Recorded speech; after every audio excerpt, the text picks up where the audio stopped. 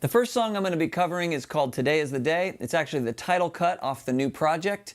And I'm going to start with the verses of this song. And I'm going to be playing along with the Pro Tools session some while I'm teaching this to you, so I can show you the different parts that I recorded. It actually has some guitar layers there. And we'll talk about if you're playing in a one guitar band, maybe the primary part you can use. And if you're in a two guitar band, how one person can play one part and the other person can play the other part. Then I'll be taking the solo and breaking it down note by note, and hopefully this will be helpful in executing this song.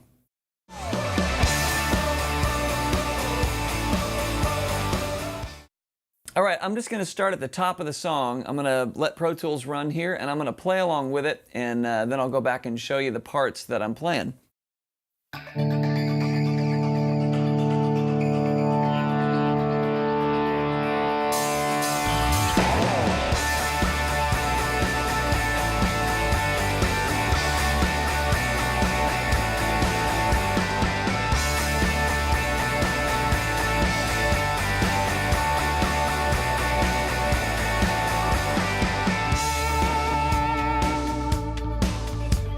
So that's basically the intro of the song, and we'll do a real similar chord voicing in the chorus. So that chord voicing, just so you know, we're in the key of D, and that chord voicing is going to be index finger on the 7th fret G string, and then I like to use my pinky. You can use your ring, but I'm going to do pinky finger on the 10th fret B string. And then that's just going to walk down. That's basically a D root 5. And we're going to walk down there with your middle finger down to the 8th fret on the B string. And you're going to form a major third there and just bar your index finger across the G and B strings. So that's going to sound like this. 1, 2, 3, 4.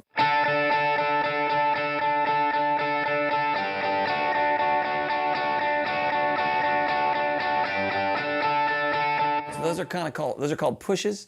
And they kind of push forward, so it's 1, 2, 3, 4, 1. 3, 4, 1,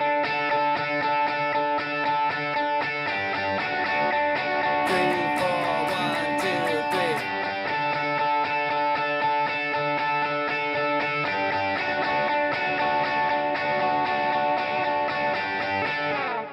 And then we'll move on to the verse section, and the chorus is actually kind of similar to that.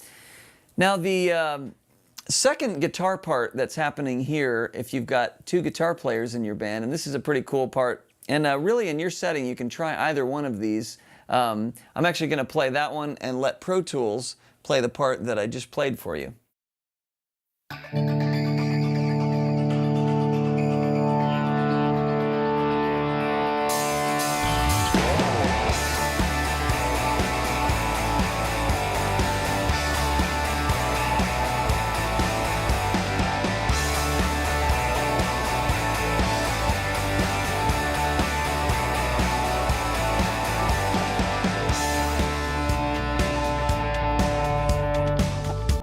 So I'm basically just playing chords that are following the progression D5, which is basically D, the 5th of D, and then the octave again. And then I'm playing a B minor 7 there. And if you'll notice, what's common is I just keep that root 5 still anchored down there. So D, then I'm just going to change the bass note there. An A. I'm going to play a G. And this particular G has no third in it, so you don't want that in there at all. You just want G, D, G, D, G. So that's just basically a root 5 all the way across the neck. So those are the voicings, and just play like this.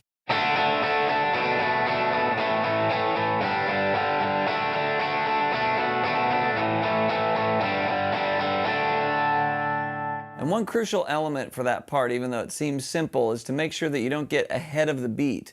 Make sure that you lay back on time and let it sit slightly behind the drum beat. So you don't ever want to get in front of the drums. It can make a track sound like it's going to fall apart in terms of being tight. So use real good time. Practice this just with drums or with a metronome. Make sure you've got something with a consistent tempo.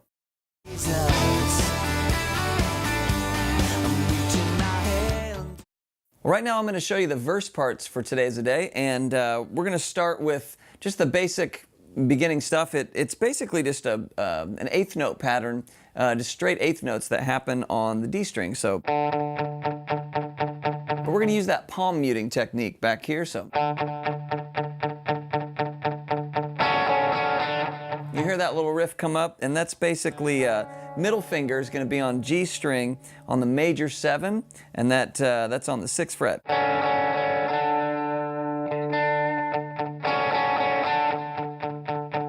All right? Just keep that muted. So you'll probably pick that out when I'm playing along. Then there's a riff that follows that goes like this.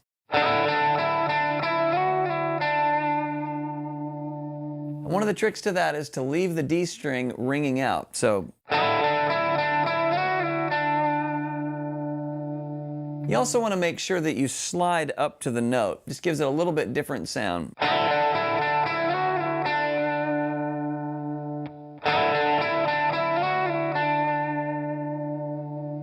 And one other way you can do that is you can actually do a hammer on up to it.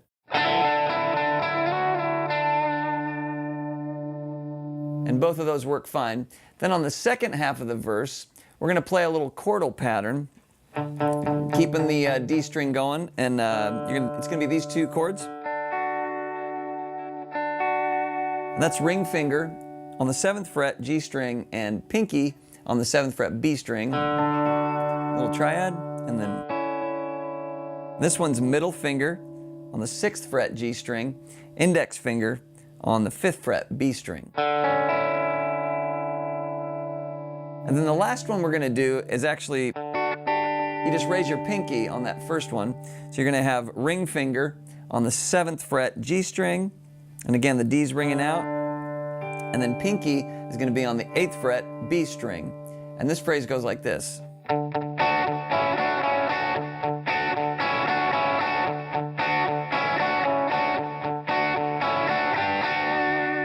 Let me play that one more time, slowed down just a little bit.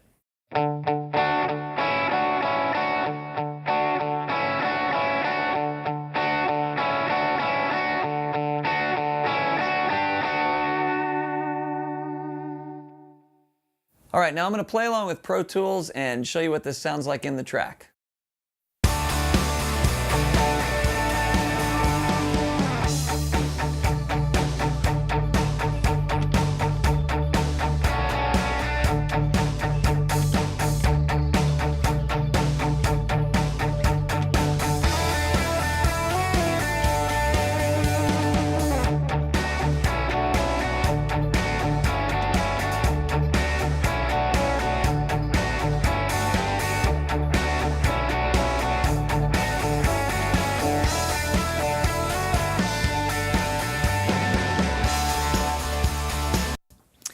That's how you play the verse part to Today is the Day.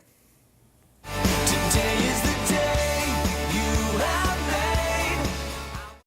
All right, now we're going to move to the chorus of the song, and I'm going to show you the chord voicings that I used. There's two different parts, as I said earlier. The first one starts with the same chord position as the intro, and that's going to be your index finger on the 7th fret G string, your pinky finger on the 10th fret B string, basically making that root 5. Then you're going to drop your index finger down a half step for the second chord, but keep your pinky in the same spot. So you're going to be on the 6th fret G string.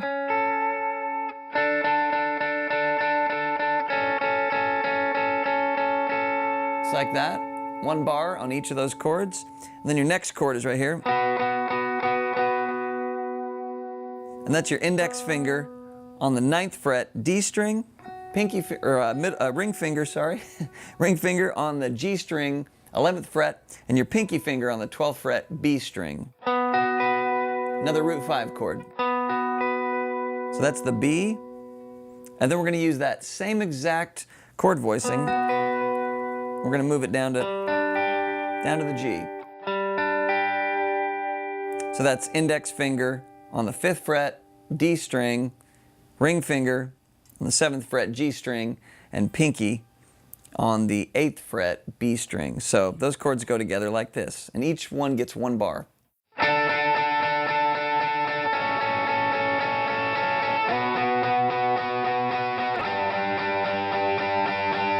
Then you're just going to repeat that twice. Then the second part of the chorus, I'm going to use this kind of cool chord voicing, and let me teach you how to play it. This represents the E minor, so it's index finger on the D string, 2nd fret, that's the E. And then you're gonna leave the G string open. Then your ring finger is gonna go on the 3rd fret on the B string. Just like that. So basically what that's making is you got E, then G, that's a minor 3rd. Then you're playing a D in there, and that's actually a 7. So and then the E is going to ring out open on the top. So that's another way to play an E minor 7.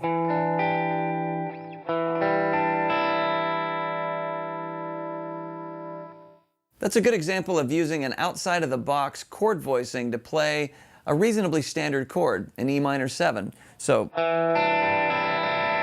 then one of the things I do with that E minor 7, and this I think really rings out in the track nicely when I'm playing it, is I'll pick those notes individually. So it goes like this.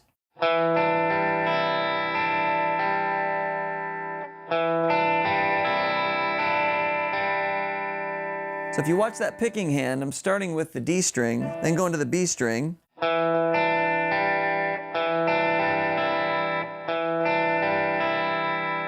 And I'm still using alternate picking for the most part. For the first 4 notes I do down, up, and then I actually do 2 upstrokes. Just watch this real carefully. I'm going to move to the next chord voicing, which is a D over F sharp. So we're going to play a D5 here. And then add the F sharp in the bass. Whenever you see one chord slash or one note slash another note, or one chord slash another note, that means that the second one is in the bass. So this is a D over F sharp.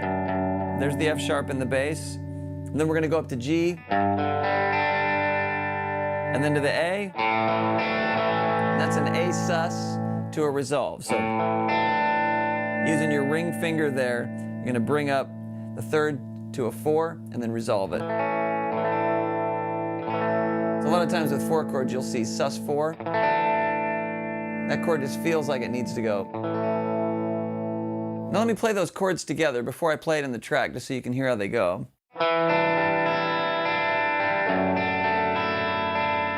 And on that D over F sharp, I'm using really a similar picking pattern to the E minor 7.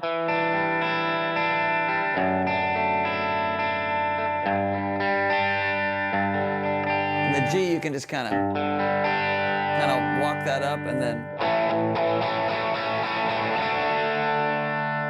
let me play that with the track, and you can hear how it fits together.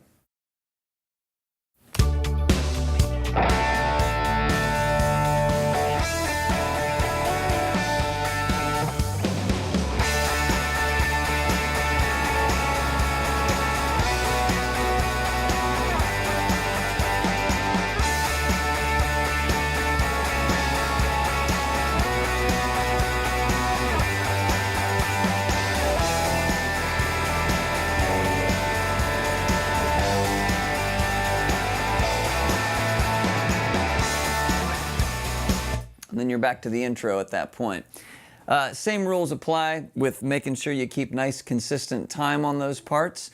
And there's one other part that you can play in the chorus, and it's very similar to that intro alternate part.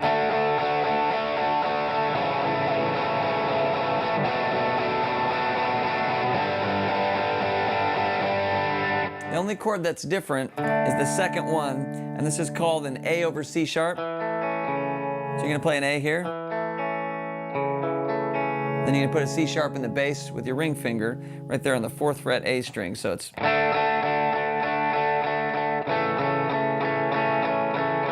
B minor 7, into the G. And I want to point something out. I've actually heard this before, that you see me playing that D chord there, it'll look like I'm using my G, or playing a G, or using my middle finger for something. I'm actually resting that on the strings, and it kind of helps mute them. Just in case I bump them, they don't ring out. So.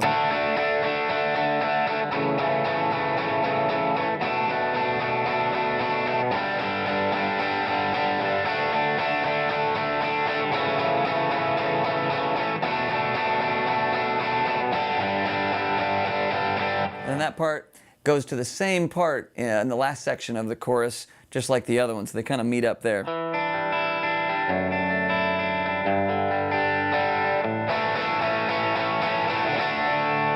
And you're back to the intro.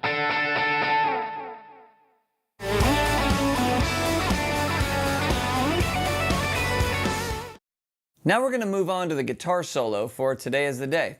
Let me start with just showing you how I composed the solo. And as I mentioned earlier in this volume, I wanted to talk a little bit about where my headspace is when I write a solo. So the first thing I normally do when I'm trying to come up with a guitar solo is I listen to the music without playing anything. I just want to hear what's there. I want to get a general feel for the landscape. How long is the solo? What's the chord progression? And what hits me initially? Just what's my first reaction?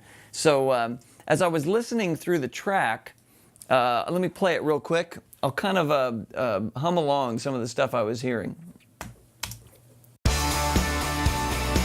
So we're coming out of the second chorus here.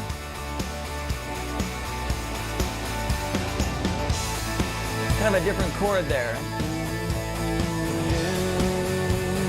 I was just thinking about, that kind of does a different thing chordally, and then it resolves a little bit. You're hearing the one coming.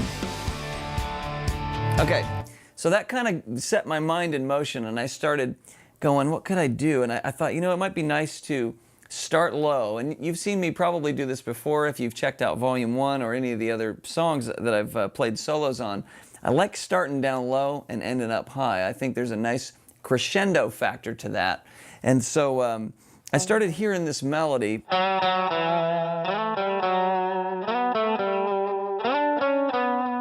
Just kind of had a nice build to it. It really felt more compositional. So as I'm working with that, I'm going. And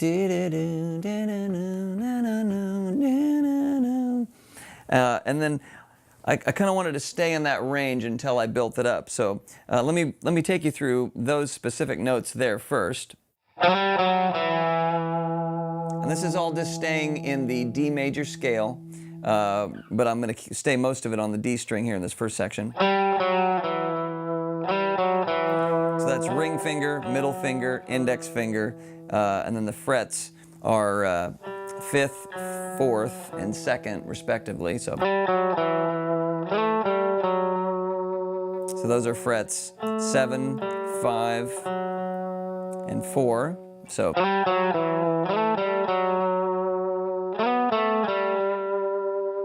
using my ring finger and index finger, and then I climb up here, and so those are frets 9, 7, and 5, and then 12th fret, 11th fret, 9th fret. So let's do that whole first line.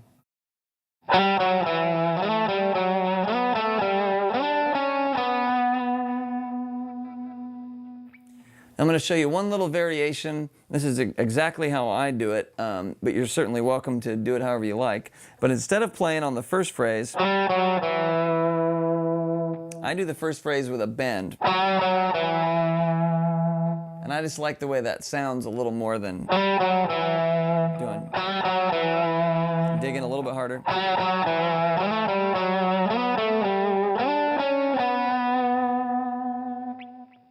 Let me play that one more time, and you can follow along with my picking hand and watch the order that I'm doing downstrokes and upstrokes.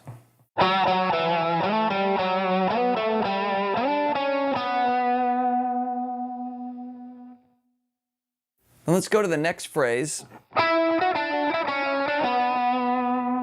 And believe it or not, this is one of the more challenging phrases in the solo because of the phrasing.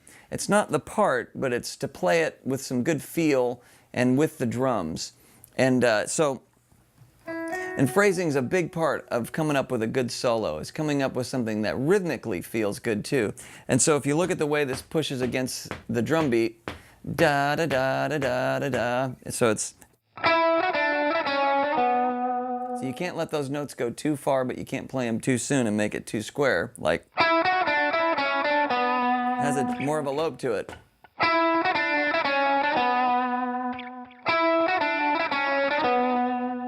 And I'm playing those as alternate picking. So index finger on the 9th fret G string, upstroke, ring finger, 11th fret, index finger on the 7th fret G string, and then ring finger on the 9th fret, upstroke, index finger on the 6th fret G string, middle finger, 7th fret G string on an upstroke, and then your ring finger on the 9th fret on the D string. So.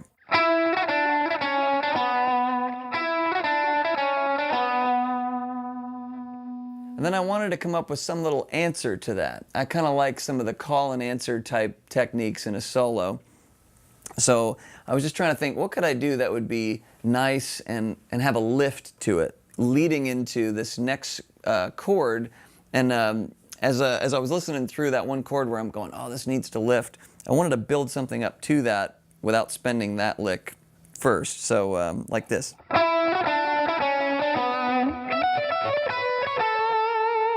Index finger, 12th fret, high E string. Ring finger, 14th fret.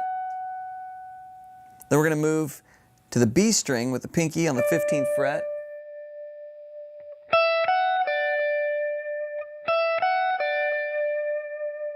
Then the index finger, 12th fret, E string.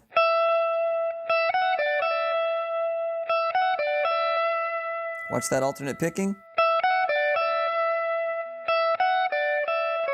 And the next note is the ring finger, 14th fret, B string.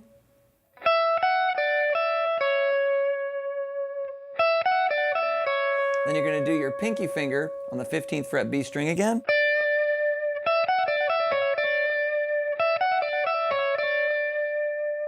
Then index finger on the B string, 12th fret.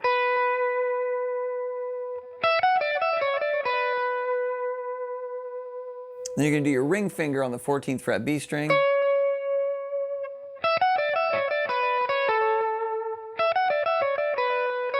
And then the last note there is the middle finger on the 14th fret G string. So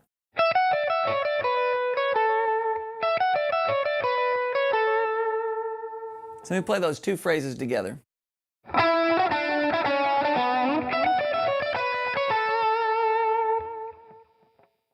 Now the next phrase in this solo is something that we covered earlier in an exercise. You'll probably recognize it when I play it.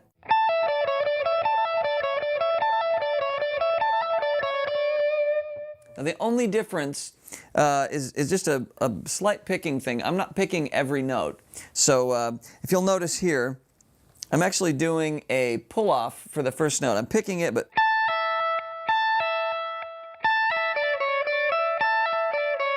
I'm picking all the other notes. So I'm not doing, I think on the other version I did, where I picked all the notes, but I'm doing a pull-off on the first one.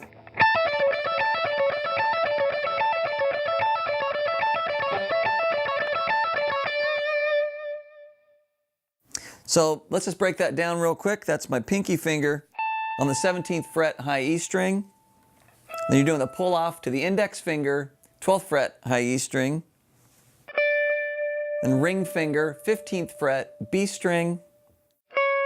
Middle finger, 14th fret B string. And then back up to the ring finger, 15th fret B string.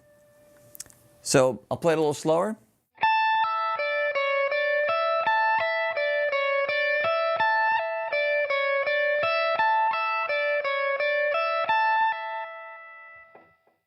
And now let me play it up to speed.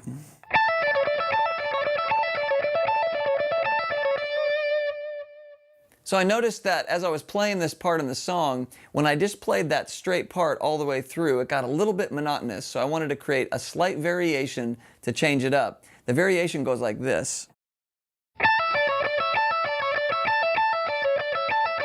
So I basically just did a repeat on those top two notes. So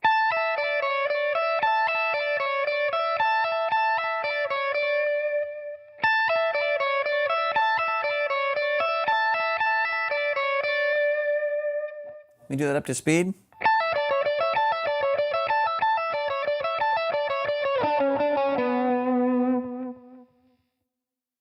Let's do it just one more time.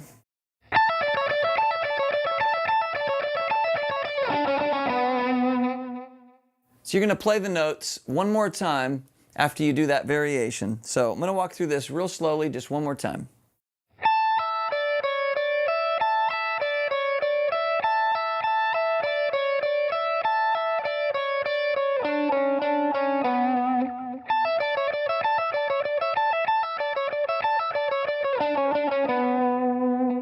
Then that last little part that's down here, I'm using my middle finger, index finger, and ring finger. And that's 12th fret D string on the middle finger. And then 11th fret, same string, on the index finger.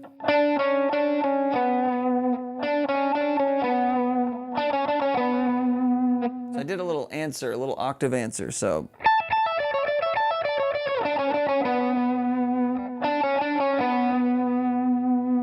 You're going to end 14th fret ring finger on the A string there. The next phrase in the solo is this ascending phrase, and this is really leading us to the end. And this is one of the most challenging parts of the solo to play. It kind of skips over strings and does an interesting shape. I started on a G note, low E string, with my index finger. Let me play it for you first.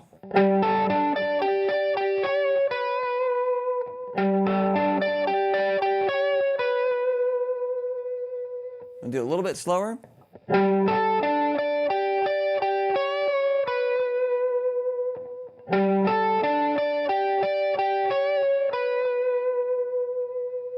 So let me give you the notes one at a time. Index finger, 15th fret, low E string. Middle finger, 17th fret, A string. Use your pinky on the 19th fret, D string. If you notice the picking pattern, your pinky is actually going to come first. So you're going to go index, up to the pinky on the 19th fret, then drop to the middle on the 17th fret A string. And you're going to do an octave of that note with your pinky, which is the 19th fret G string. We're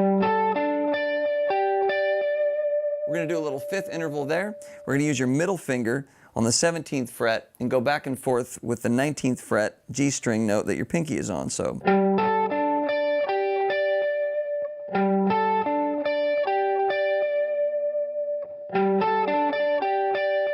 then go back down to the middle finger on the D string, 17th fret, and do that little bend.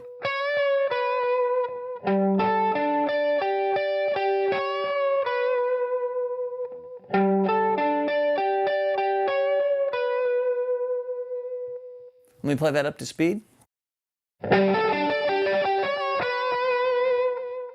All right, the first part of the very ending phrase of this song has a little trill phrase, kind of like the exercise that we worked on earlier. It starts on an upstroke.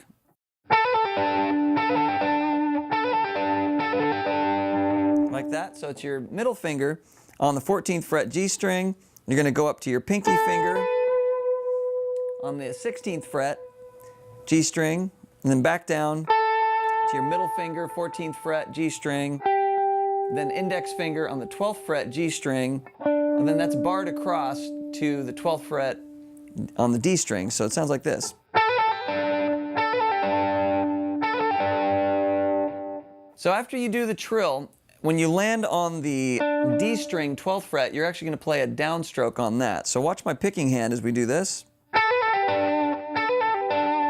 And then part of the reason I showed you staccato style playing at the beginning of this volume is you're going to use that right here. You have to mute the strings with your palm to play this correctly and really mute these notes down so you don't get a lot of noise and string ring out. So if we do the trill, it's like this. You're actually going to play the B note on the 12th fret, but you're going to bar it across. So you're going to play B with an upstroke, and then you're going to play a downstroke on the 12th fret D string. So you're going from the B string to the D string. All these exercises I've been showing you where you're changing strings, this really helps when you're trying to execute a riff like this. So you're going to keep that nice and staccato.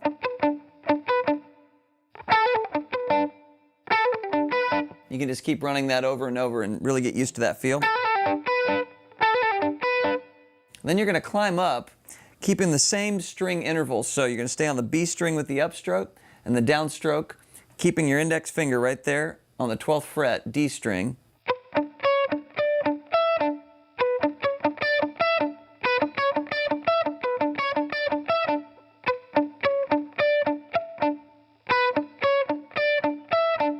And it's just alternate picking, but you're jumping strings. And those exercises that I showed you earlier in this volume really help to get that dexterity and get that synchronization between your right and left hand together, depending on what string they're on. It really helps lock those together and make playing a riff like this much easier. So let me play this phrase and then we'll work up to that last bend. Then that final bend comes on the high E string on the 17th fret. And that's really kind of the crescendo of the entire solo. And as I said in the beginning, when I looked at this as a composition, it starts down here and builds its way up to ending here. And I think it has a nice build that way. So let me play this whole riff, and I'll do it a little bit slower so you can watch my picking hand and my fretting hand.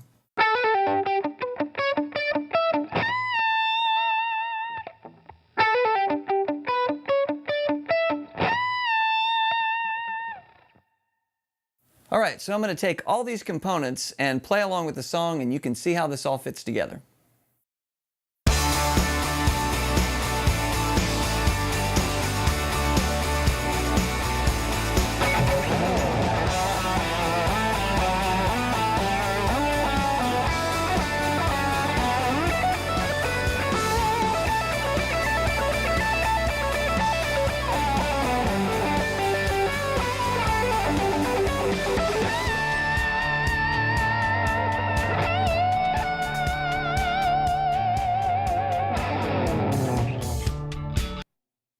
And that's how you play the solo for Today Is the Day.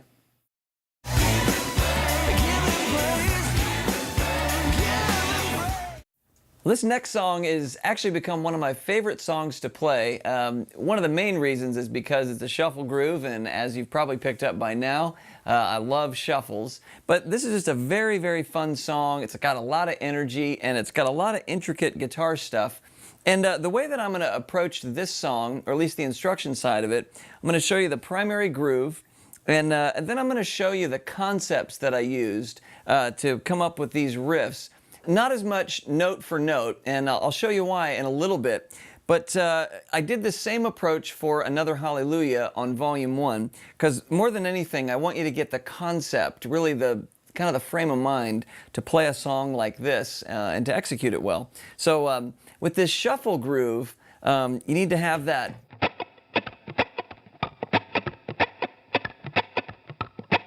And what I'm going to do is I'm actually going to play along with the Pro Tools tracks, just bass drums and guitar, and just give you an idea of how I approached the main riffs and then some of the verse parts for this song. So check this out.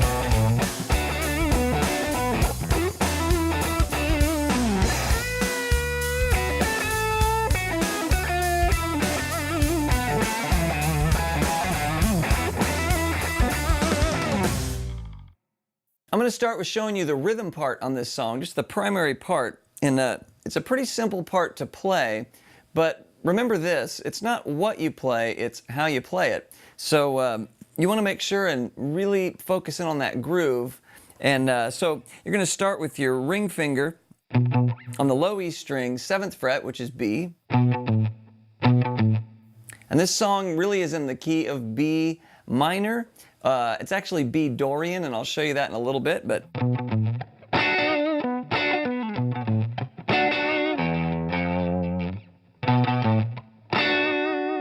you play this little riff here where you bar the G and B strings on the 7th fret.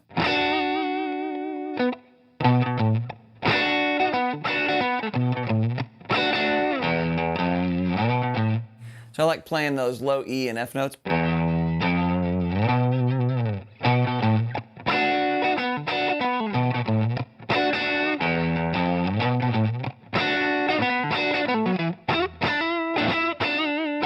Now I'm playing that little fall off riff.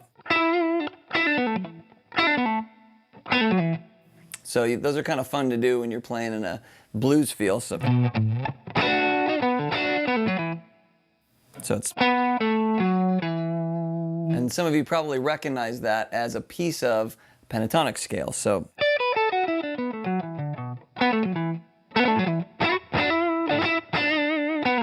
then onto that ending riff, you're going to slide up to the 11th fret on the G string with your ring finger, but it's kind of a staccato note. Then you're going to do a hammer-on with your ring finger on the 9th fret G string.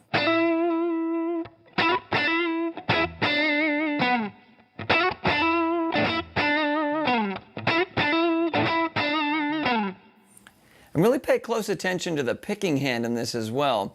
I'm doing a lot of rhythmic movement, and that's very important to making this song feel the right way. So,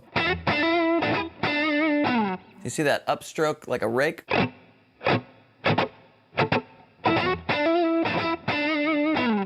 Now I was exaggerating it a little bit right there, but that's definitely the idea, is to keep it nice and rhythmic like that. God Almighty, we give you praise. So now that we've looked at the main rhythm part, I want to break down the verse a little bit, and I'll play this along again with the track with the rest of the stuff in there.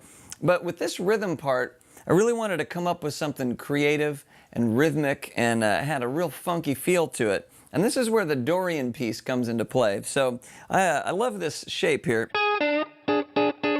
So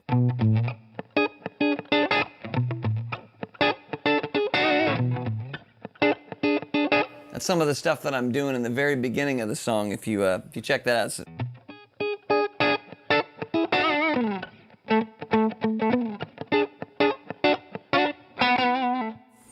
Now this note here that you're hearing is really giving a lot of that flavor. That's a major 6. Now remember, the main difference between Dorian and minor, so if we're in B minor, which is actually going to be B Dorian, and this is a little bit confusing sometimes, but if we're in B Dorian, that makes us a major, or Ionian.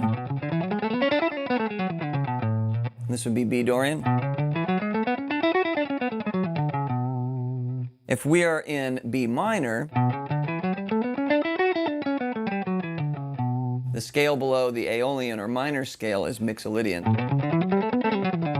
A Mixolydian. So just to cover that base there. But so we're going to go with B Dorian because I have that major 6 in there. And the main difference between minor and Dorian is that 6, or natural minor and Dorian, I should say. That's the Dorian with the major 6, and there's straight minor with the minor 6, or natural minor, I should say. And remember, Dorian is a minor scale, it just has a major 6.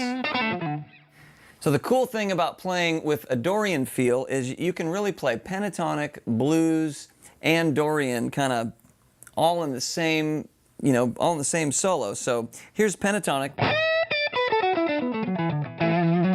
Here's blues.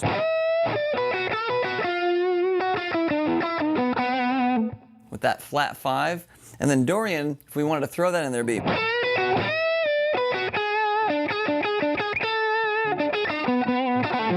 And I do that lots all through this whole song. So just to give you a little modal background on when you hear that thing, that's the Dorian influence in this song. Okay, so with that in mind, I'm going to play just a little bit of random solo stuff over the top of this progression. I'm going to shut off the vocals and just give the real kind of dry track sound. I'll include the other instruments so it has a little more context, but I'm just going to play some random riffs in there that kind of have this Dorian thing and kind of the blues vibe going on in the, playing with the shuffle feel, making sure that your phrasing is solid. And maybe I'll play a couple of notes that are a little more outside as I'm doing this. So check this out.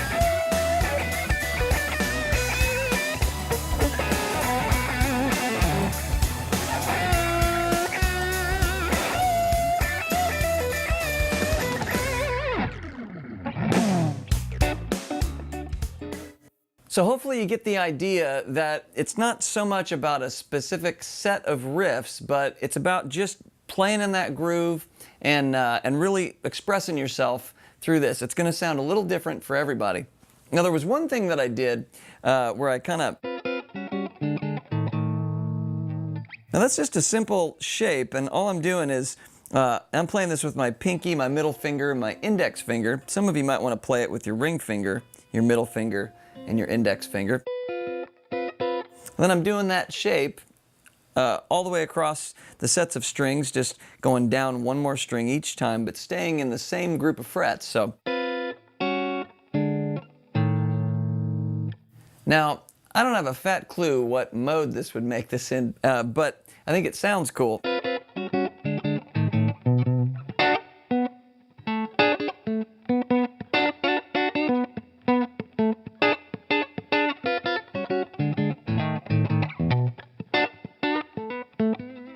So it's just a little, little flavor thing, a little spice thing. And I came up with this years ago. I just kind of stumbled across it. And toward the end of this song, there's a solo break that the guitar and the bass do. And that's the thing I do on the guitar. And it's very simple to play, but it sounds very outside. And it is outside, but it's very simple to play.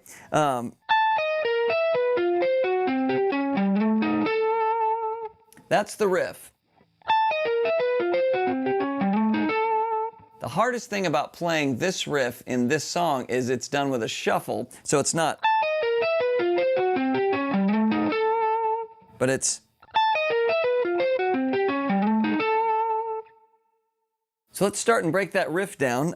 It's on the high E string, ring finger on the 17th fret, the middle finger on the 16th fret B string, then your index finger on the 15th fret G string.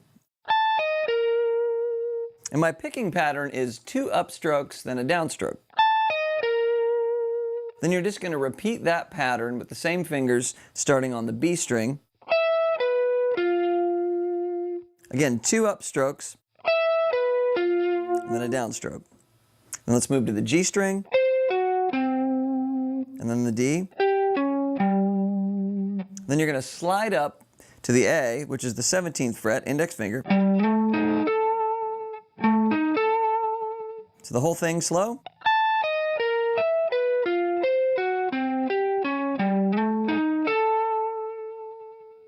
And on that middle finger, because I'm just sliding this up, that's a downstroke.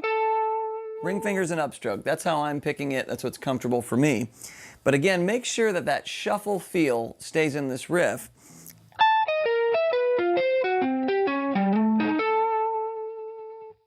And if you're playing with a drum machine or a metronome, I encourage you to get one that has a shuffle setting. So very important for playing these kind of grooves. If you're just playing chicka chicka chicka chicka chicka. So that's one of those riffs that actually sounds a lot harder than it is, but it's about being creative and coming up with something that's a little outside the box, but that adds to the music.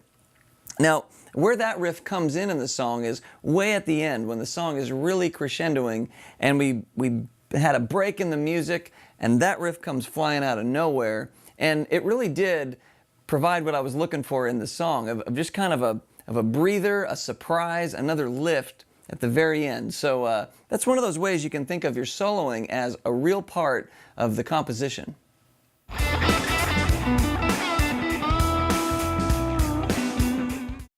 Okay, so now I'm going to take you to the guitar solo of Give Him Praise and just give you the basic idea of that. There's a couple of riffs in the solo that I'm going to show you specifically, but in general, I just took a blues approach to it. It's pretty straightforward, so check it out.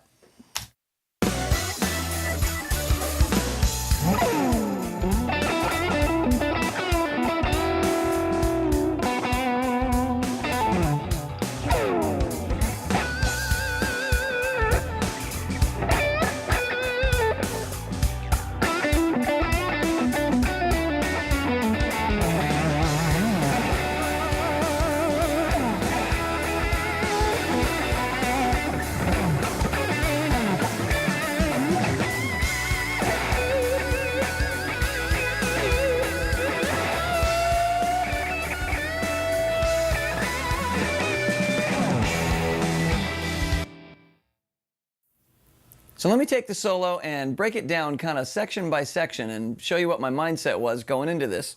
I wanted to start this solo, imagine this, kind of a little lower in the middle range and then build it up to a crescendo. And so one of the first riffs that I do is just real straight blues type stuff.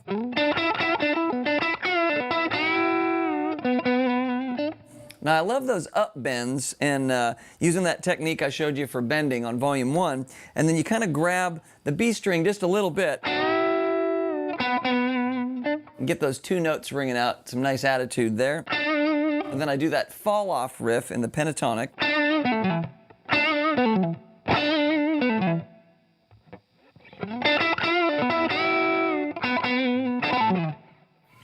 And then one other thing I'm doing in this solo that I think is kind of fun to do is I'm actually using slides and rakes. A lot of that kind of stuff. Rhythmic, gives some flavor, and during the solo my guitar's got a little bit of delay on it, and that helps to kind of make those ring off nice. So,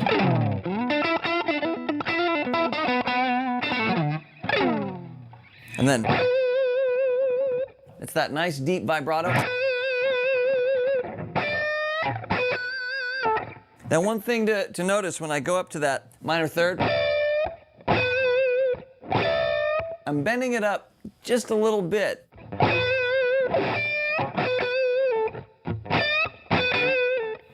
And then it drops down to this riff right here.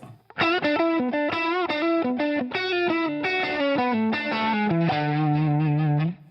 that looks a little outside the box, if you will, but let me break that down note for note. So. And one thing I did with that riff right there is I purposely tried to bend those notes slightly out of tune.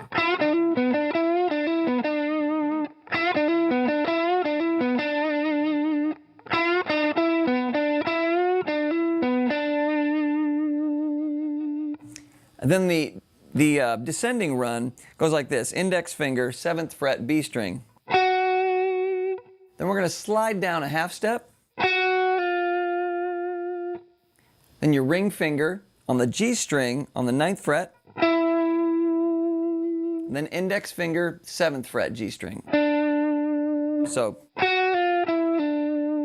then you're going to bar that across and go back up to the 7th fret B string with your index finger. So.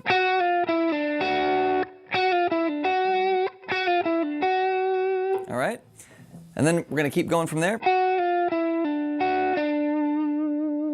So this is kind of interesting. You go index finger, G string, 7th fret, then to the B string, 7th fret, and then back down to the index finger, 7th fret. Then we're going to repeat that pattern again. So go ahead and slide down from the 7th fret, G string, index finger when you get back there. Same phrase. So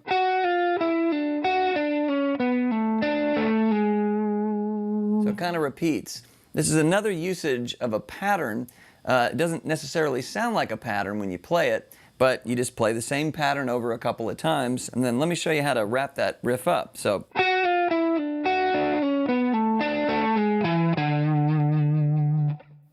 one more time on that.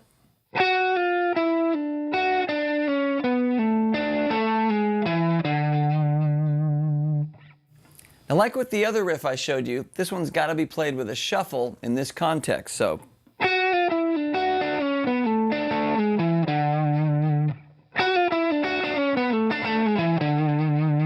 I find that within the shuffle, that's the hardest thing to do, really, is to play the rhythms correctly with good feel. So let's just try that one more time in context.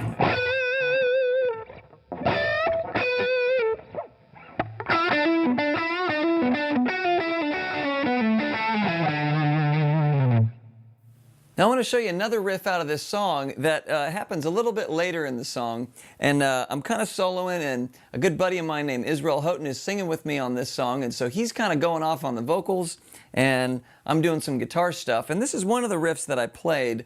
It's actually a very challenging riff to play. It uses alternate picking, and let me show you what it does here. That's the basis of the entire riff, so if you can get that one pattern, so we're going to go downstroke, ring finger, 9th fret, G string. And then down to the index finger on the same string, 7th fret. Go back and forth between those two notes.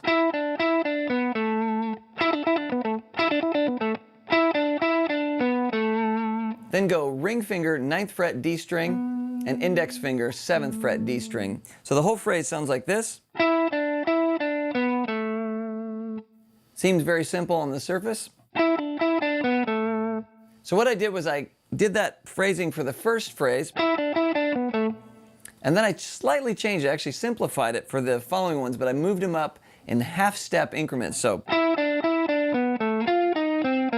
it's 4 notes, and then again. Let me take that much.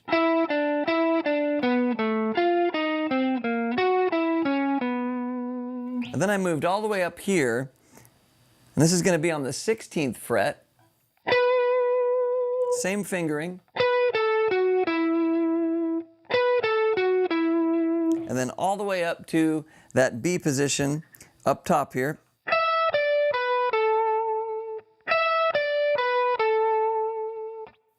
So slow, it sounds like this.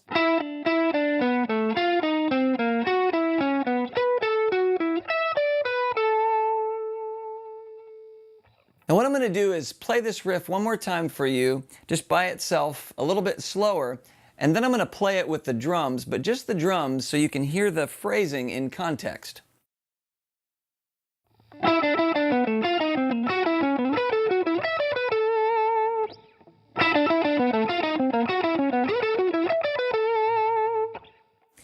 And one other thing you'll notice that I'm doing is, as I'm sliding up to these, I'm actually doing that. I'm sliding just a little bit. It makes them sound a little bit smoother. So, but honestly, you got to do whatever you can to get to those positions. It's a little tough to jump from here to here to here, but if you practice it, I think you'll get better at it with time. And one more thing I'm going to show you before I play along with the drums is kind of a rhythmic pattern that I'm playing, a rhythmic riff, if you will, that leads into that riff I just showed you. So it goes like this. It's in the B minor box, or B pentatonic, or whatever you want to call it. And then I'm hitting these guys up here, high E, high B, or high E and B, on the 10th fret, and I'm just barring them with my pinky. So it goes like this.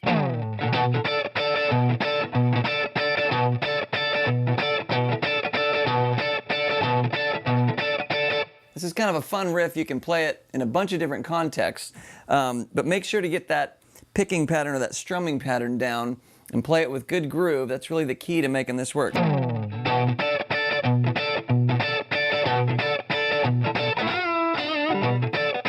Now let me play along with the drums, and I'm going to throw these into one complete thought. So here we go.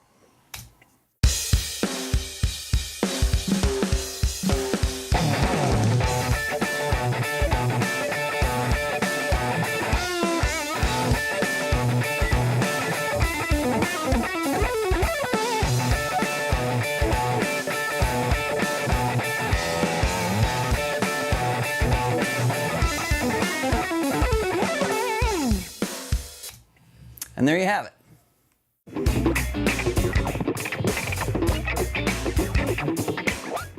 All right, so the last thing we're going to cover with Give Him Praise is the wah technique. And some of you who watched Volume 1, you saw that I covered the wah technique on a song called All To You. And the technique is very similar, but I kind of took it to the next level on Give Him Praise. So I added some stuff to it, and it's all done right here with my fingers. And so the original technique was just a little more straight rhythmic, which is...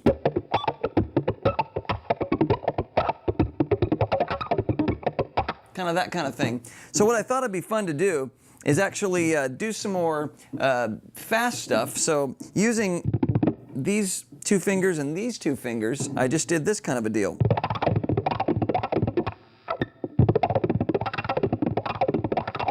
And I kind of like the sound of it. I stumbled across it one day. So I thought this would be a fun song to work that into. So one more time.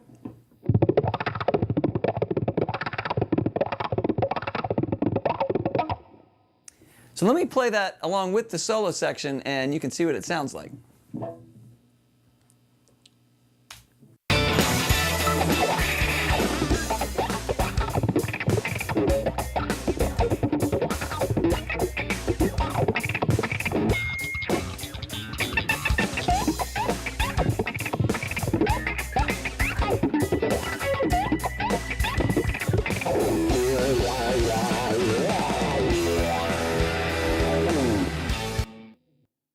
Well, those are some of my favorite riffs from the song Give Him Praise, and I hope you enjoyed going through some of those riffs with me. Now, there's a whole bunch more like that in the song. I encourage you to go listen through it, and when you play it live, make that song your own. Come up with your own stuff, and just make sure that you've got the feel and the attitude, because I'm going to say it again, it's not so much the notes that you play, it's how you play them. So get that deep vibrato and bending. Make sure that your rhythmic patterns and your feel is right in the pocket. So I enjoy playing this song a lot, and I've enjoyed teaching it to you just as much, and I hope it's helped you on your ongoing quest to master the shuffle feel.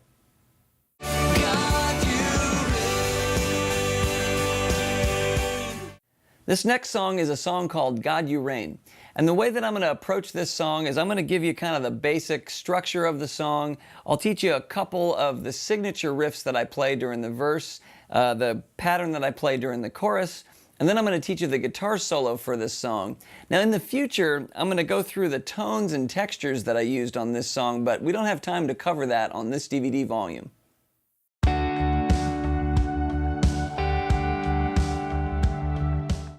So let's start from the top of the song, and I'm going to show you the chord voicings that I use. This song is in the key of D major.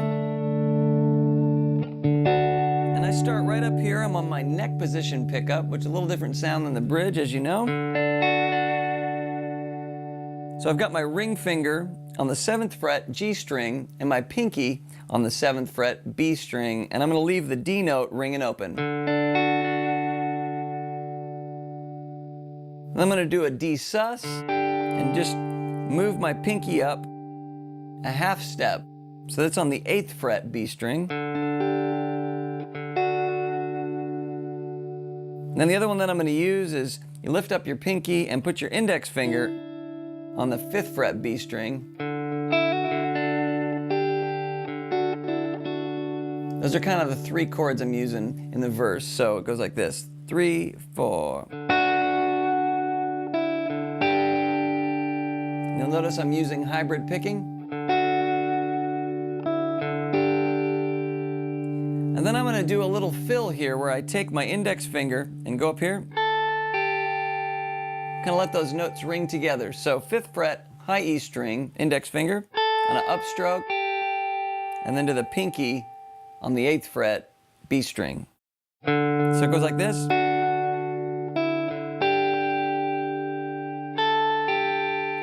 Let those ring out.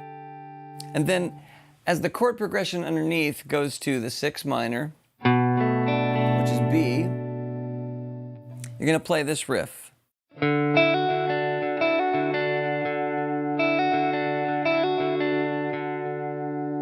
let's look at that riff a little more closely. Let that D string ring out. And you're going to do a hammer-on with an upstroke. Index finger on the 5th fret B string and then up to the pinky on the 7th fret B string. And and then upstroke to the ring finger on the 7th fret G string. So just like this. Now if you watch my picking hand, I'm actually striking the D string in between those.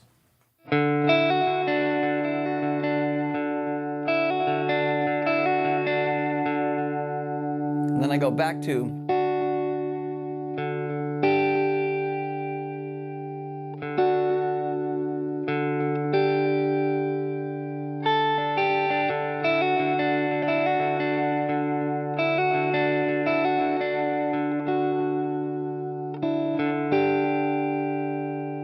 Now even when I go up to this high E string, I do the same thing where I'm picking the G string with my ring finger there at the 7th fret, so it goes like this.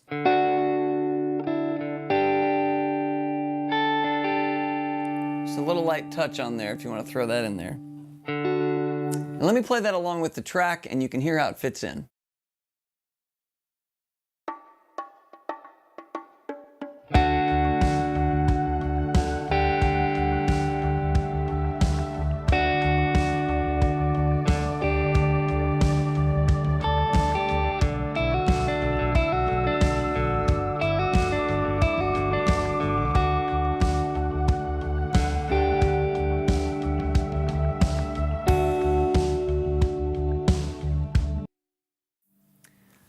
So you want to keep that part very simple and textural. I've got some reverb and delay on my sound, and the goal here is to create a great backdrop for the vocal.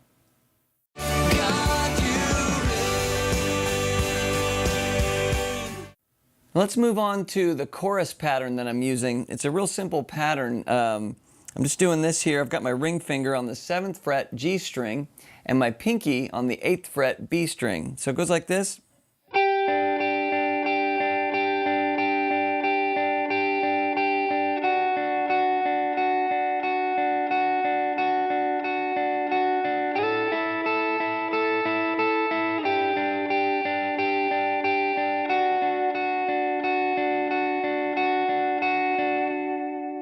It's a real syncopated part. It's very simple. So as I'm going up there, I'll show you those other fingerings. So we got the fingerings we just covered, and then I drop my pinky down. And there's a B minor there. And then I'm going to slide up. So a whole step up from where we were. Pinky on the 10th fret B string and ring finger on the 9th fret G string, and then slide back down and then back to the 1. Now, there's another pattern you can play in the chorus that's very simple as well and just gives a little different rhythmic feel, and really you can play with these and see which one you like better. It goes like this: 1, 2, 3, 4.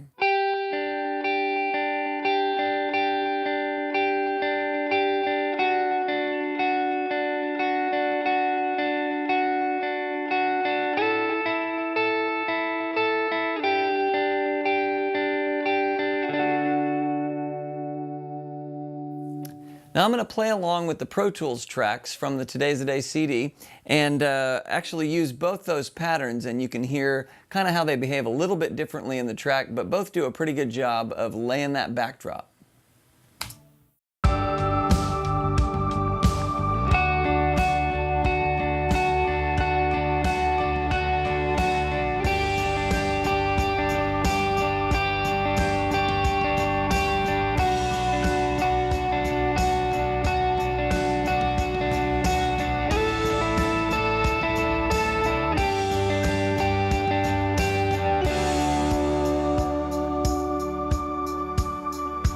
Let me run it one more time and I'll do the other pattern.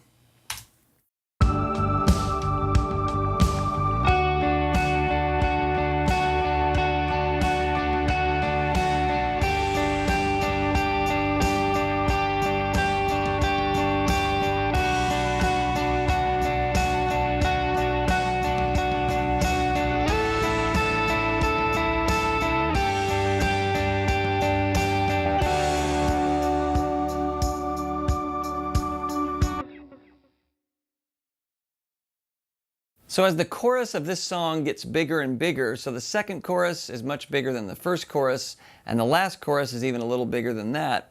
Sometimes, depending on the band setting I'm in, I'll actually switch to doing power chords, so. B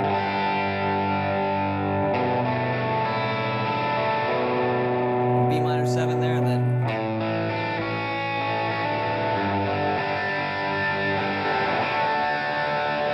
Just really giving the song a nice size, especially if I've got a keyboard player who can play those other high parts. So keyboard's doing that, and the guitar's doing it. Nice big chords. So that's another option for you as you play this song.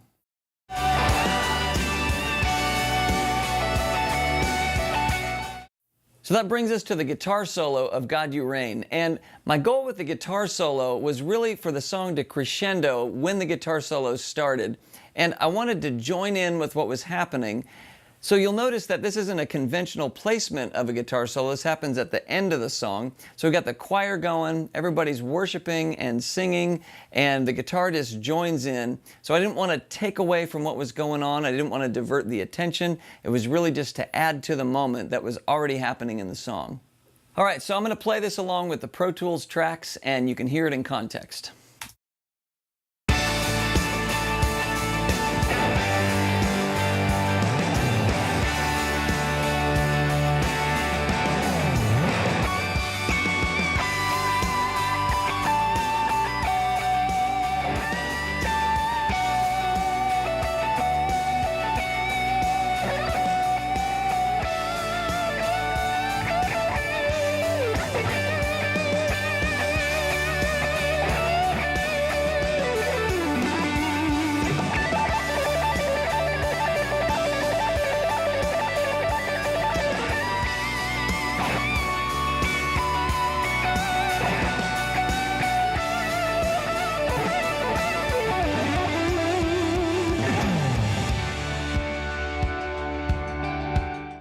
Then the song just fades out after that, and hopefully we've reached the absolute high point of the song, and I tried to use the guitar solo really to just help that happen and be a part of the bigger picture.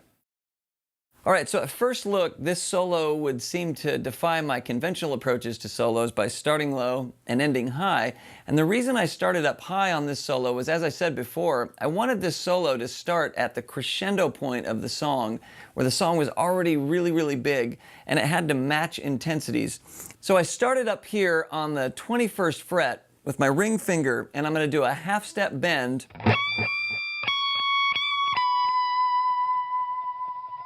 Do that one more time.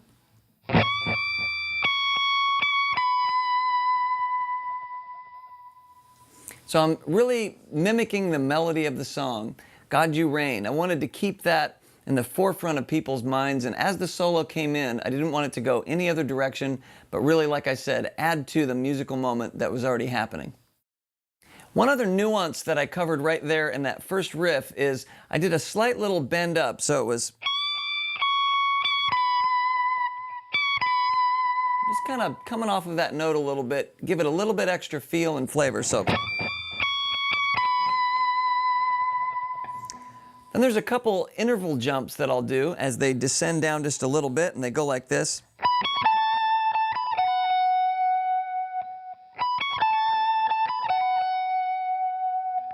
So I'm working off the 19th to the 21st fret, down to the 17th fret, and then 17 to 19 to 14. So let me play that much of the solo.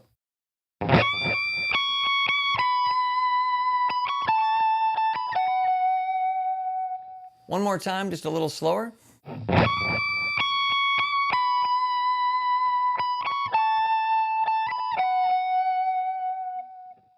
And then I'm going to keep that melody figure going with the ring finger on the 17th fret, whole step bend. And then same thing I did in the beginning, that little nuance. So. And then.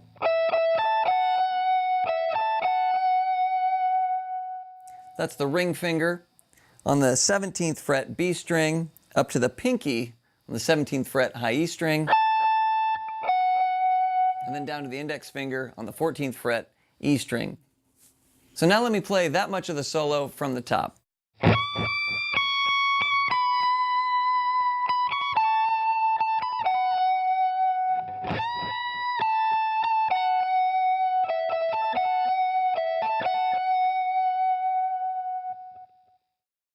Okay, next I do a little trill riff that is just a quick alternate picking thing. So it goes. So down, up, down.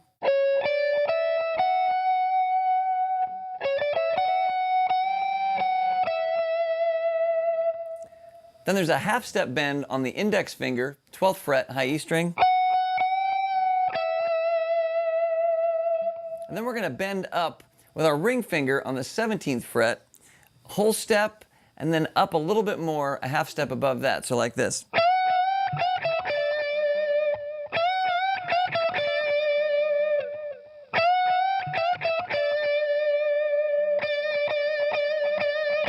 And then hold that note right there on the 15th fret B string with your index finger and give it a good vibrato. And then there's a fall off lick at the very end of that that goes like this. Let me play that one more time, a little slower.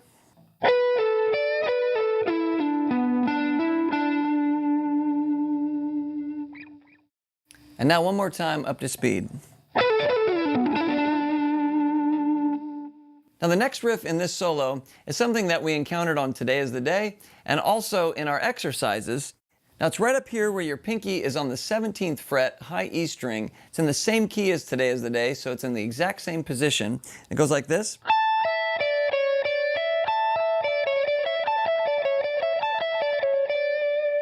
Now if you remember on the Today is the Day solo, there was a pull off on the first set. These are all picked, so it's all alternate picking, just like in the exercises.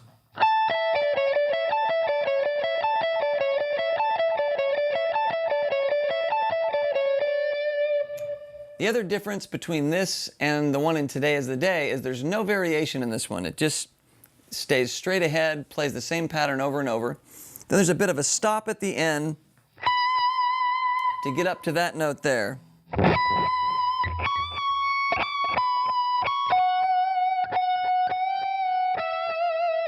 And then a little flurry riff that I call it. That's where you're just bending up a little bit with your ring finger.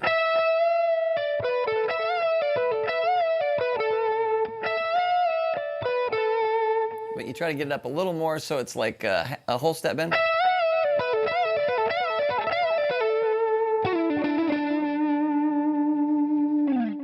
So that's the basic layout of this solo. Again, as with all my solos, you can take these and make them your own. Just take the pieces that work for you. It doesn't have to be note for note, but I think maybe staying around the melodic idea in the beginning to make it soaring and majestic, and then getting on to that faster riff as it gets toward the end of the solo will help to build it to a great crescendo.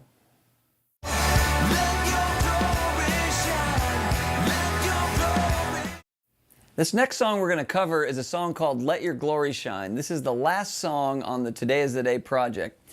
And you know, I got to say, I think that this song actually incorporates every technique that I have taught on this volume and on volume 1. So it's got hybrid picking, it's got bending, vibrato, staccato picking, legato style playing, alternate picking. Pretty much everything's in there, and all the exercises that I've taught as well will really help to execute this solo. And even these rhythm parts as well. There's some fairly intricate stuff. So I'm going to approach this song assuming that most of you who are going to try this song are at a little bit more of an advanced level, at least intermediate, because I think sometimes it's good not to bite off too much. That can kind of get you discouraged. But I'm going to approach this, just kind of keep it moving along. I'm going to show you the positions that I play things, and we'll definitely get these camera angles where you can see my picking hand, my left hand, and the wide shots, so that you'll be able to really follow along with me and see what's going on.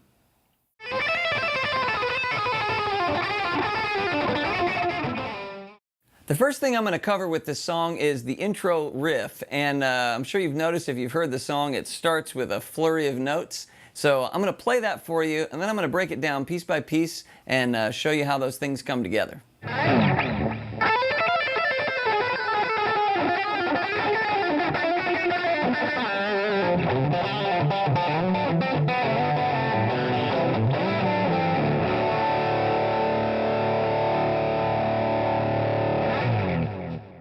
All right, so as you might have been able to see, I've got some alternate picking going and some hammer-ons and pull-offs for that legato feel, which you're going to see again later in the actual guitar solo section.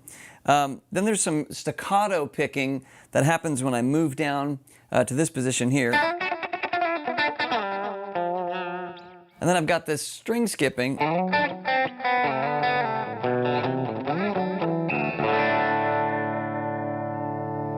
So there's a lot of different components that are all combined together to make this intro happen.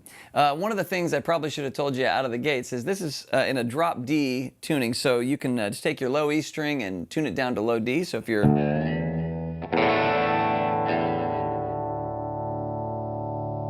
Just drop it down.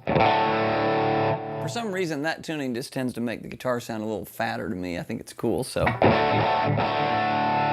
All right, so let me take that riff again. I'm going to do it a little bit slower and try to break it down and just try to pay close attention to the way that I'm doing my alternate picking and combining the legato notes as well.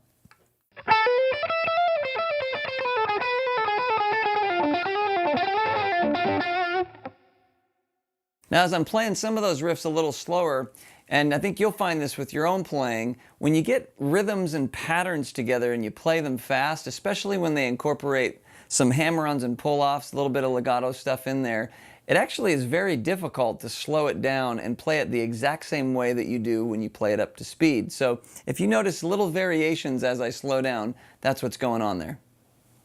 So hopefully that version right there will just give you the idea of exactly where I'm playing the notes and roughly how I'm doing the picking patterns. And again, this kind of stuff, I think as you get going, you're just going to make this your own based on what feels natural to you. So after that opening phrase,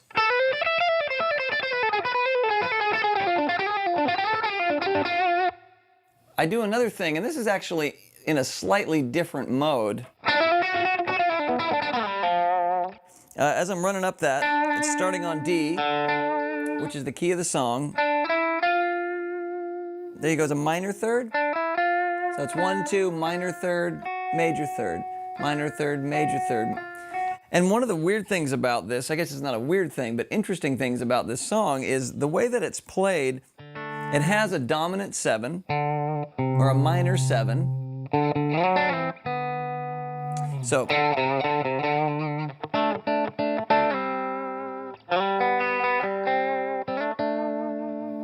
but it's got a major feel to it.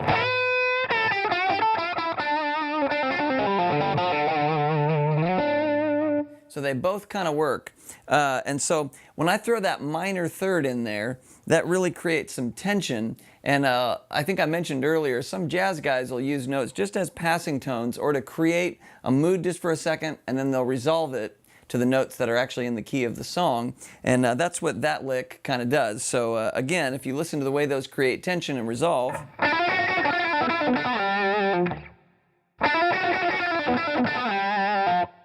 you can hear there's just that little tension moment for a second that I think makes the intro a little bit more interesting. Now, there's a little turnaround lick that happens before these major third descending things, and that actually uses hybrid picking. So if you watch my picking hand, I'm using my pick between my index and thumb, and then I'm using my middle finger to pick the D string. And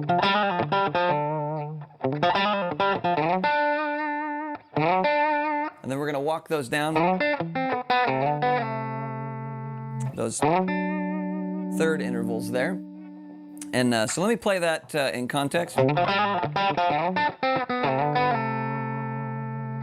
let me show you the exact notes that I'm using on these major third intervals.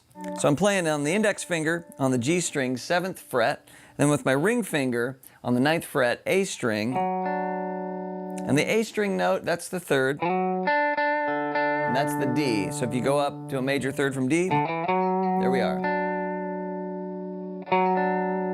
And I'm going to do some of this real staccato picking, doing alternate. So down, up, down, up.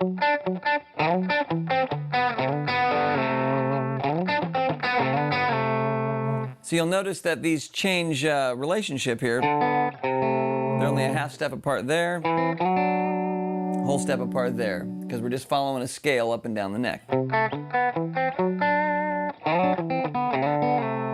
And then on this bottom two,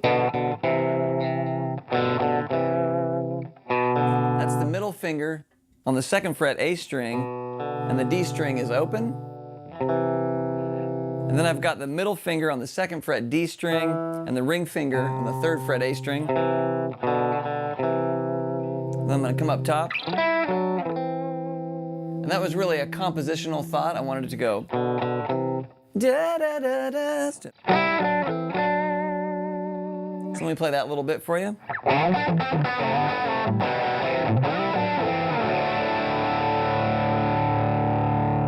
And one more time, just a little bit slower.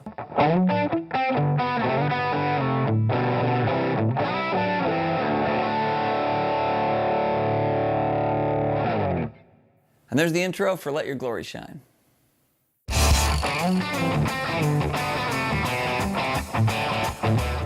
So after that opening riff of the song, I'm going to show you the actual intro, and this is actually the turnaround riff of the song as well. This happens a couple of times after the intro. And this uses those major third positions. So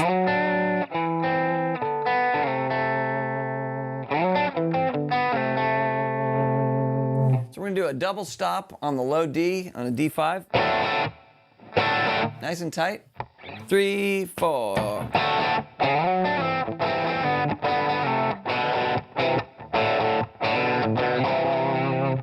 Let me play that one more time, just a little bit slower. 1, 2, 3.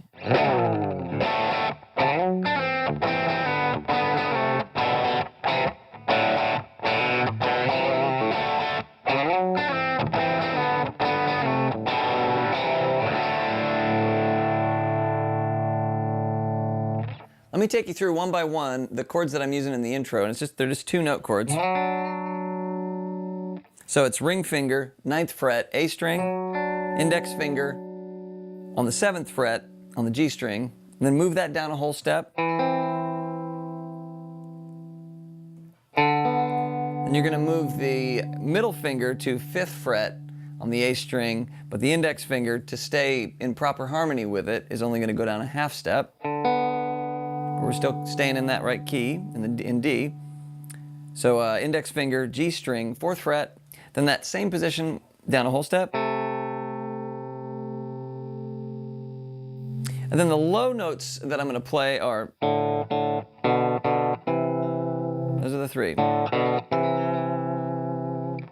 So it goes, so that's the middle finger on the 2nd fret A string, and the D string is going to ring open. And the middle finger, 2nd fret D string, the ring finger, 3rd fret A string. And the lowest chord is just the A and the D open. So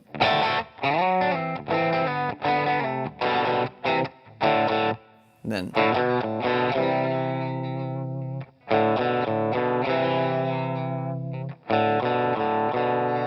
so I'm just going open A to B, open A to B with my middle finger on the A string there, but I'm letting D ring out.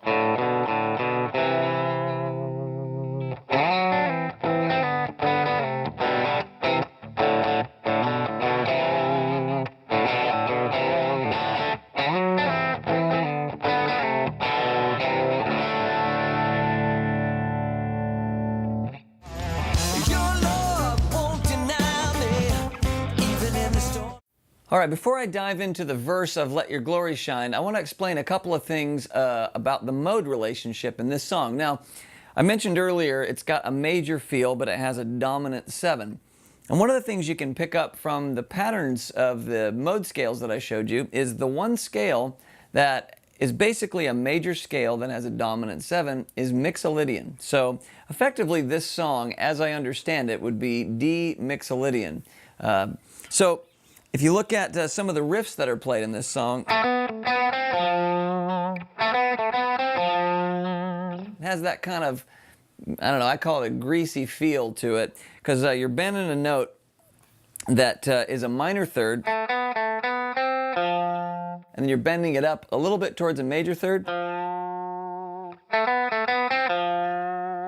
So it's sort of falls in between, which makes it mostly Mixolydian, but it's really got a blues feel to it as well. And you can play a blues lick that would work over the same thing if it were minor.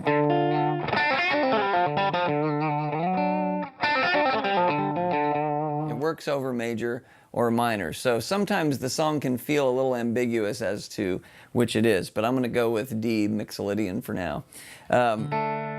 So that dominant 7 comes into play in those riffs. It comes into play in the verse progression. So, and there's a part that I play that uses that hybrid picking with my fingers. So let me just play you through the rhythm part in the verse, and you can check it out. It goes like this.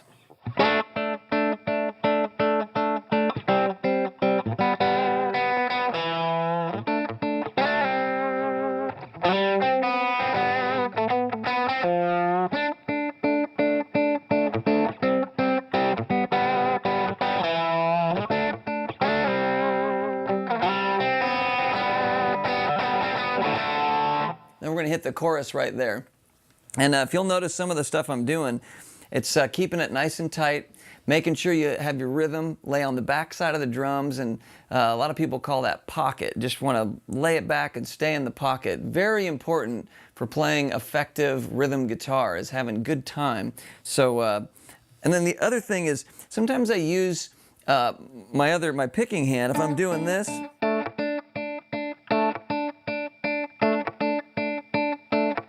you can see that on the picking. I'm using that downstroke as kind of a timekeeper. It adds to the shuffle.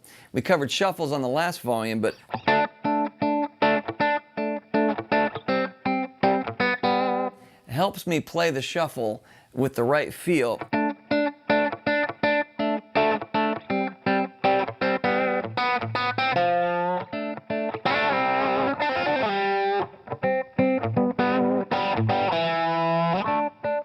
And I'm taking that 2 and kind of bending it up a little bit. So you really got to go by feel on this song, but that's the verse part for Let Your Glory Shine. And I'm just going to go ahead and continue right onto the chorus because it's pretty straightforward.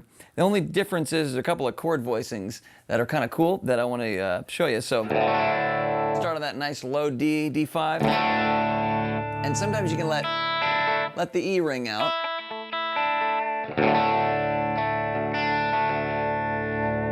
Then what I'm doing is I'm barring the low E and the A string, and then I'm adding the 3rd right there with my index finger on the 1st fret G string. Then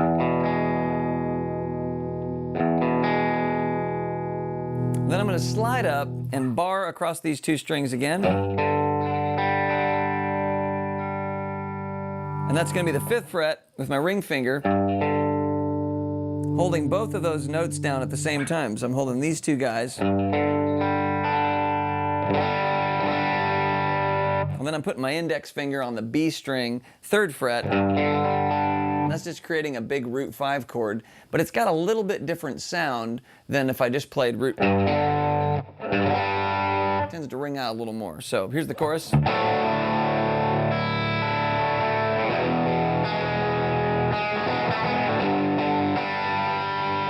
And even back to that chord before that, this guy right here.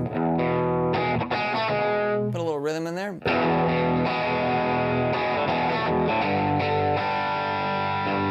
And then back to the 1. Then the riff that I use to turn that around is.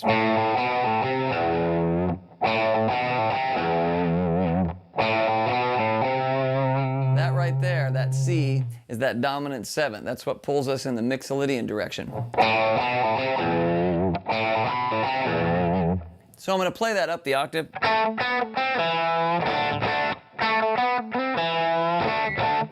And if you end up playing that on the minor 3rd sometimes, I'm going to pull it up to the major.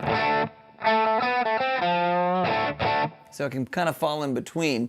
And I talked a bit on Volume 1 about playing the in-between notes and really, bending around a little bit. And it creates such great tension, I think, in music to have those notes that just for a second might sound like they're a hair out of tune, but it just creates that push and pull.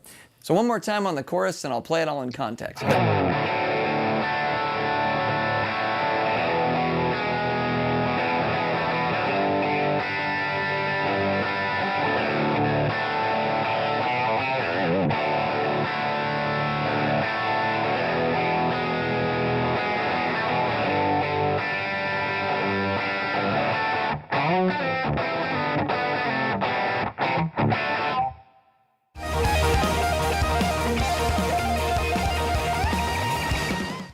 Let's move on to the guitar solo of Let Your Glory Shine.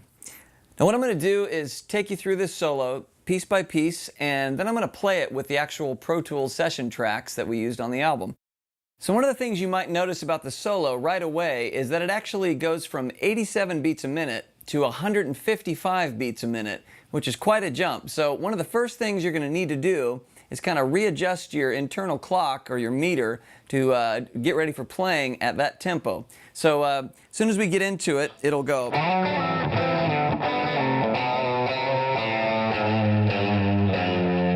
soon as it hits that G note, it's going to take off, and you'll hear the time change, so it'll go.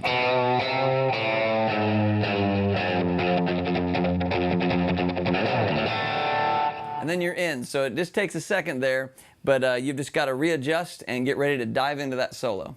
And your opening thing is going to be this bend. And the bend kind of goes all over the place, and you'll probably notice that a lot with this solo. I talked about on Volume 1, bending between the notes, really getting the most out of those for expression. And I try to do that on this solo. So it actually does a whole step bend, and then another half step.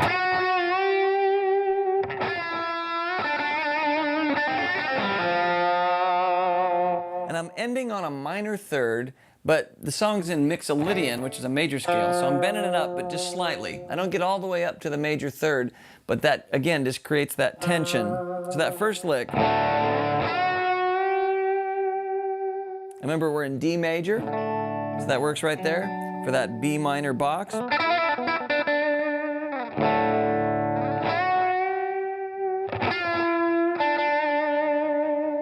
And then because we're in Mixolydian, or we got that dominant 7, I can play a blues lick.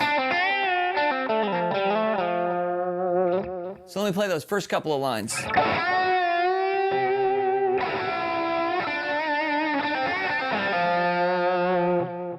Then the next chord change actually changes the key of the song. It goes to the chord of F. So I do. Same type of bend.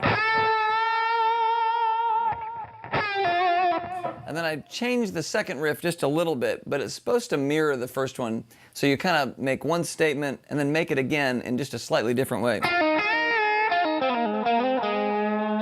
And again, bend it up.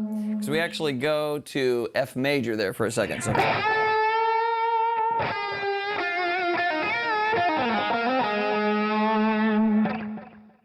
So the next chord of the solo is D sharp or E flat, depending on how you look at it. And for this chord, I decided to do a real syncopated sounding riff. And you'll probably notice this is similar to some of the exercises that we've covered earlier. It goes like this.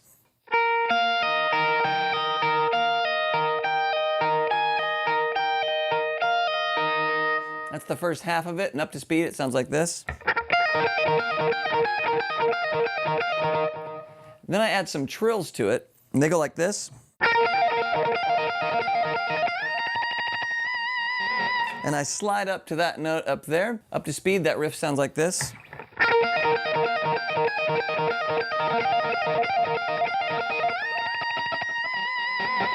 And I end sliding up to that high note. That's the 18th fret, high E string, which is an A sharp. Then the chord progression of the solo goes back to D. And I do a high bend up here on the 20th fret. but I bend it real slow just to get all that emotion and angst out of it. So.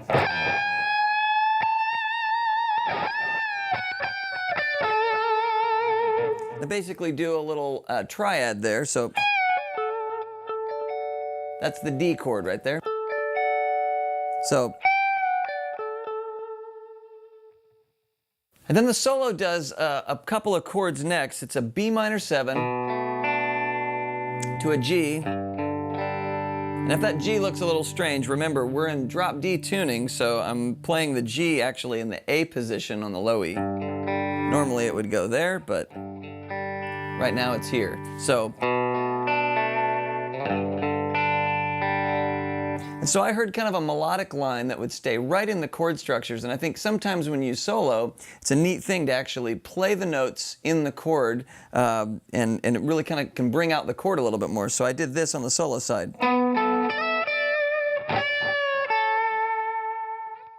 Remember, these are the chords? So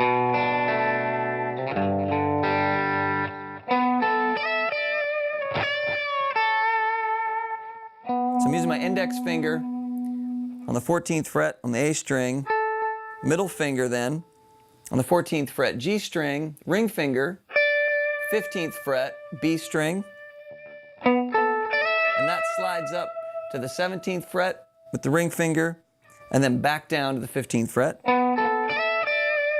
Then I do a half step bend on the B string with my ring finger on the 14th fret for the G.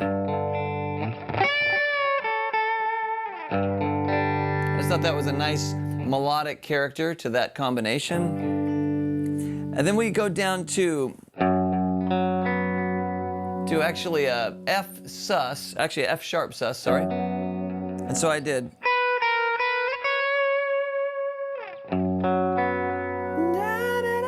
You can hear how that kind of works over that.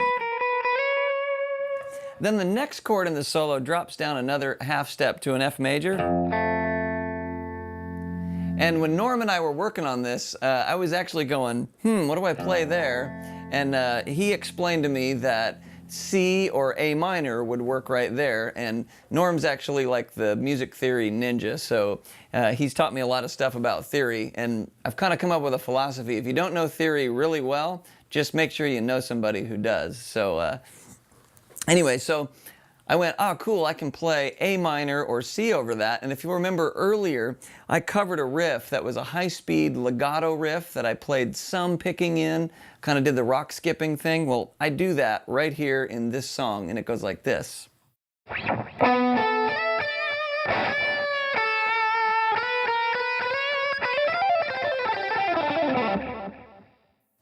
And then I'm going to jump up to this high note,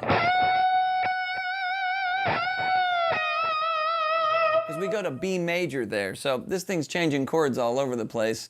And honestly, I just went for what sounded good.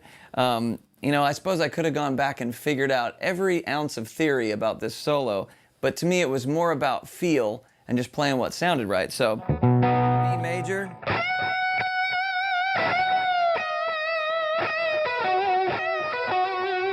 So I do the same thing there that I did earlier when I was doing the D triad. B chords here. And then we do a series of climbs with the chords. So we go to a C chord, staying in that triad pattern.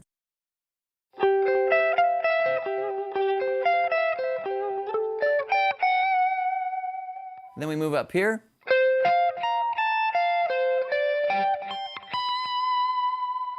Let me take all those one more time. So we're going to start with the C shape. And that's on the 17th fret. Then on the 18th fret, just that top note goes up a half step on each of those.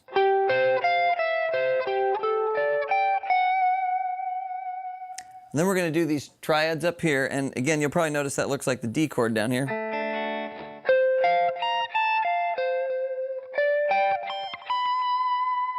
Let me do those one more time.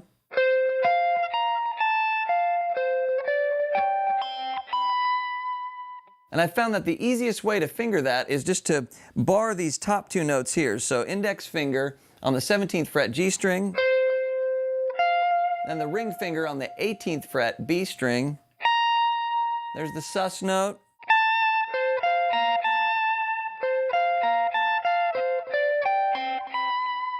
So those patterns just repeat, you just are going to move them around. So let me take all those one more time.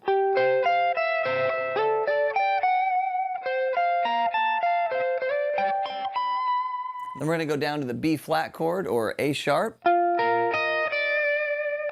And then we're going to play that fill one more time. So then I'm going to go back up to that high note that I did when I hit D earlier.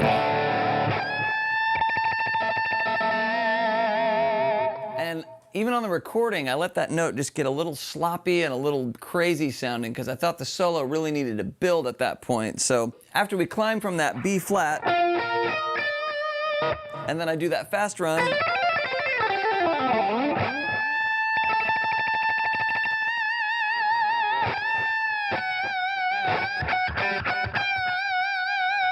And it's really using that deep vibrato that I talked about on volume 1, just really working those notes and getting some feel out of them, because it just doesn't have the same feel if you went.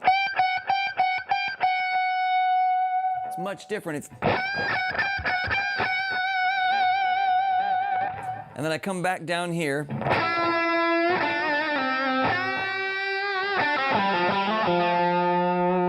And again, pull that minor third up into the major, so.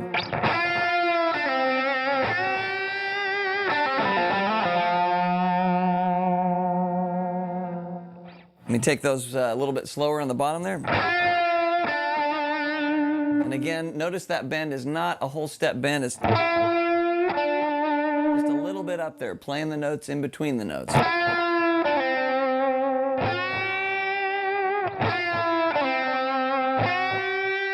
there's that dominant 7. It's that mixolydian.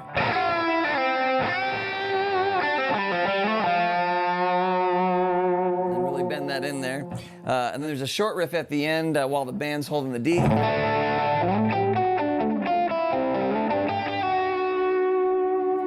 Cap things off, and then we go back into the intro of the song.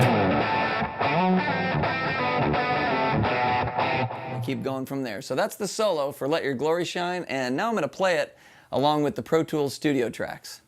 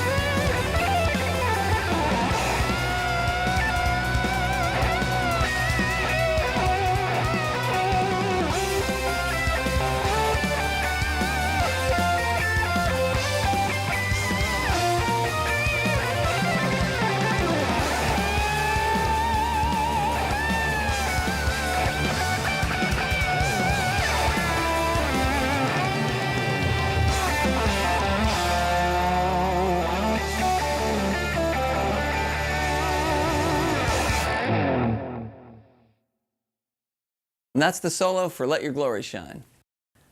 Well, thank you so much for joining me on this DVD volume, and I pray that this is a blessing to you and that it's going to help you take your playing to the next level. I know that each time I get to do one of these DVDs, I'm reminded of the inspiration of the songs and the solos and those parts, and it's always fun to go back over it, and it helps sharpen me as well. So again, thank you very much. And I know that I said earlier, it's not so much the notes that you play, but it's how you play them. And I'm going to modify that a little bit and just kind of make it a little bigger picture. For me personally, it's not even so much how I play the notes I play, but it's why I play in the first place.